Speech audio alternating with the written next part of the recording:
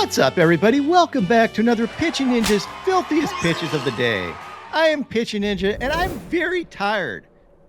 And I'm here with Will Leahey, who is not quite as tired as I am because he only has a screaming kid. Yeah, Ninja, I'm doing fine. And part of the reason I'm doing fine is because I think we might have had the pitching duel of the year yesterday. 4 syllables, Blake Snell, Chris Sale. Just unbelievable. Endless Ks. There might be no hotter pitcher on the planet right now than Blake Snell. But Chris Sale is now the runaway favorite for the NL Cy Young Award. I know you watched every second of this game, Ninja. What stood out about it to you? Oh my God, this was Pitching Ninja heaven. This is exactly why I watch baseball. The two top pitchers in Major League history in K/9 facing off against each other, really kind of at the height of their powers right now. And it did not disappoint. Chris Sale had 12 strikeouts in 7 scoreless innings, giving up only 3 hits. He just dominated with his fastballs and mostly his sliders. He picked up a sword with his slider, had several backdoor sliders, had this absolute wipeout slider. Not only that, but he showed off some fancy glove work, catching this 104-mile-an-hour comebacker that I'm convinced the force of the ball itself spun him around and knocked him to the ground because Chris Sale weighs like 50 pounds and still throws gas. And Ninja, I'm not a homosexual man, but something about Chris Sale's smile here just Dude, he retired 21 of the last 23 hitters he faced in this game. Just absolute dominance from Chris Sale. This is an old school pitcher's duel where dude just laid it on the line, fought Blake Snell blow for blow. Blake Snell had 11 strikeouts in 6 1/3 scoreless innings, giving up only 2 hits. He has the 4th lowest batting average allowed over a 7-game stretch in Major League Baseball history at .097. Shohei Ohtani, Jacob deGrom, and Johan Santana are the only ones above him in a 7-game stretch. He has a .99 ERA over his last 7 starts. He just was filthy yesterday with curveballs and sliders, wicked stuff. This is the first time in a pitcher's duel that 2 pitchers have allowed no runs and each had 10 or more strikeouts and 3 or fewer hits in baseball history.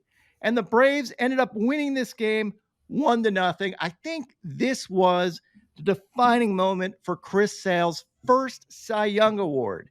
He's got to win this thing. Like, just absolute dominance when the Braves needed it after screwing up the day before. This was huge for them. He knew it, and he gave it his absolute best effort. Just fantastic stuff. I cannot say enough great things about this game. This is why I love baseball, Will. It's a statement performance, Ninja. I really hope he gets the Cy Young, and it looks like he deserves it.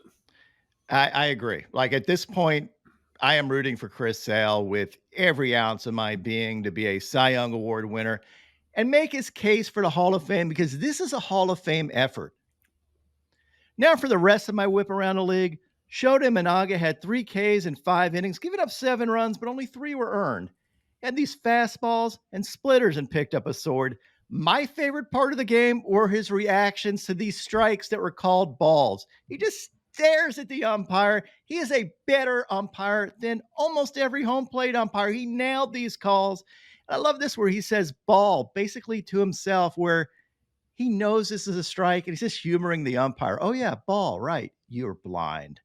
He faced Ben Lively, who had 1 K in 3 2/3 innings, giving up 3 runs and had this changeup as the Guardians beat the Cubs 9-8.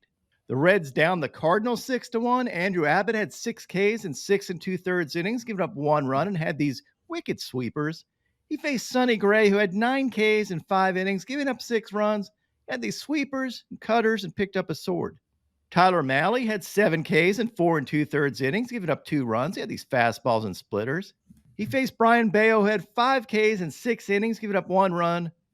Had these sliders and changeups as the Red Sox slipped past the Rangers 5-4. Will, what do you think about the Red Sox chances for the postseason? Well, Ninja, epic wins like this bring a lot of optimism for the postseason because this was incredible. They gave up a run in the 10th, and then they scored 2 themselves. And these are just the kind of wins that propel you into winning World Series championships, Ninja. Dream on, dream on, as Aerosmith said. Pablo Lopez had 5 Ks in 6 innings, giving up 2 earned runs. He had the sweeper, curveball, and changeup as the Twins easily handled the Royals 8-3. Faced Brady Singer, who had 9 Ks in 5 innings, but gave up 6 runs. Had these sliders and sweepers and picked up a sword, so you can see from this home plate view. By the way, a little known fact, he learned his sweeper by looking at pitch grips on X. He didn't say which account, but we all know which account.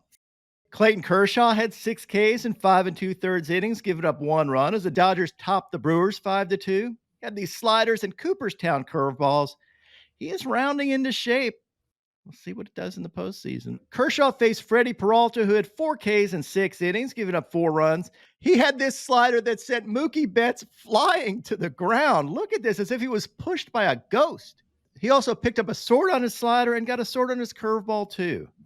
In the most hilarious game of the day, the White Sox beat the Yankees 12-2. That's right. Like, how do you not fire Aaron Boone just off this one game? The worst team in baseball history absolutely obliterates the New York Yankees. I mean, what a night. I can't do this game with a straight face. The Lubinator, otherwise known as Kai Bush, had 2 Ks in 4 2/3 innings, giving up 2 runs. He had his fastball and changeup for a sword. Luis Heel had 3 Ks in 4 innings, giving up 4 runs. He had this 99-mile-an-hour heater and these sliders. If anybody watching this is a Yankees fan, is this the low point of your fandom? Amazing. The worst team in baseball history. Guys. Joe Musgrove had 1 K. Nice segue, Rob. Joe Musgrove had 1 K in 4 1/3 scoreless innings. He had this elevated fastball. He faced the reserve, Jake Woodford, who had 2 Ks in 6 innings, giving up 1 run, and had this two-seamer. And the Padres beat the Pirates 2-1. Bowden Francis had 8 Ks in 7 innings, giving up 1 run on 1 hit as the Blue Jays flew past the Angels 4-2. He had this slider and splitter. He faced Davis Daniel, who had 5 Ks in 5 innings, giving up 4 runs, and had these sliders and changeup. Brandon Pfaadt had 11 strikeouts in 7 innings, giving up 4 runs, as the D-backs slithered past the Rockies 5-4. He had this fastball for a sword, these sweepers and changeups, and overall just filth. He faced Bradley Blaylock, who had 4 Ks in 5 2/3 innings, giving up 3 runs, and had this splitter and slider. Franber Valdez continued his reign of terror with 9 Ks in 5 2/3 innings, giving up 1 run on 3 hits, this front door two-seamer, and these wicked curveballs over and over again. He had 11 swings and misses on his curveball. Here's an overlay of his fastball and curveball, and you can see why that combo is so filthy. And the Astros rocketed past the Rays 6-1. He faced Taj Bradley, who had 6 Ks in 4 1/3 innings, giving up 6 runs, had this 99-mile-an-hour heater, this cutter, and splitter. And Taj has been fading a little bit after going on an absolute run. Now onto my filthiest relievers. Jeremiah Estrada had these fastballs and splitter. Griffin Jacks had this 93-mile-an-hour filthy changeup. Michael Kopech had these overpowering heaters. David Robertson had these cutters and slider. Tanner Scott had this slider and fastball. Alex Vesia K'd the side with these fastballs. And Kirby Yates had this dirty splitter. My top 5 filthiest pitches of the day yesterday. At number 5, Emmanuel Clase continued his dominance with these cutters. And look at this view of this cutter from Emmanuel Clase from this rear view in the bullpen. This is absolutely frightening that major league hitters have to hit against this. Jesus. And a catcher here's catching this without a chest protector. Luckily, he has shin guards on because this one would shatter your freaking kneecap. At number 4, we have Franber Valdez and his curveballs.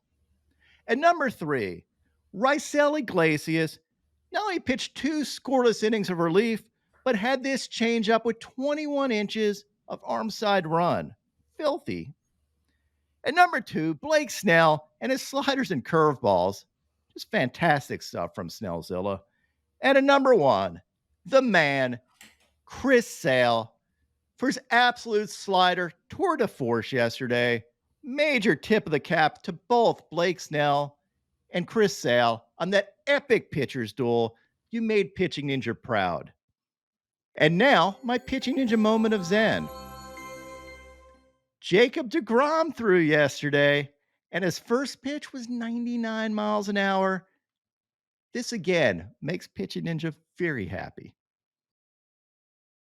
My picks of the day today, I'm going to start out with Tarek Skubal for 8Ks or more, then take Michael King for 7Ks or more, and top it off with Hunter Green for 7Ks or more. What would your picks of the day be?